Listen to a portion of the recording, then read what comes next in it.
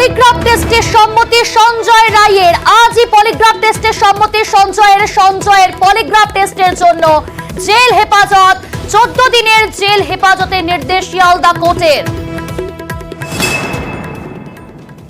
অর্পিতা রয়েছে আমাদের সঙ্গে। অর্পিতা, এখান থেকে বোঝার চেষ্টা করব সম্মতি সঞ্জয় রায়ের এবং একই সঙ্গে শিয়ালদা কোর্ট নির্দেশ দিয়েছে, সিবিআই তরফ থেকে পলিগ্রাফ টেস্ট করাতে কতটা প্রস্তুতি নেওয়া হলো?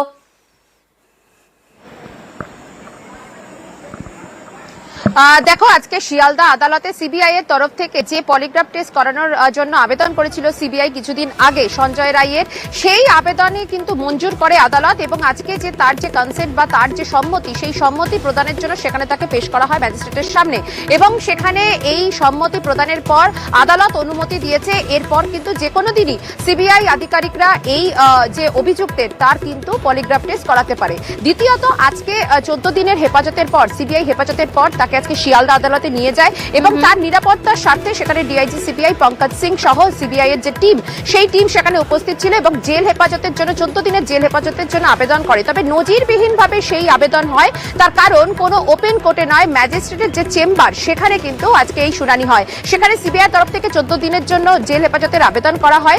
অন্যদিকে এই অভিযুক্তের তরফে কোনো রকম কোনো আইনজীবী দাঁড়ায়নি, ফলে সেই জায়গা থেকে আদালত আগামী 14 দিনের জেল হেফাজতের নির্দেশ দিয়েছে এবং এই পলিগ্রাফ টেস্ট যে কোনো দিনই কিন্তু করাতে পারবে সিবিআই আধিকারিকরা, এমনটাই আদালত সূত্র থেকে খবর। বেশ।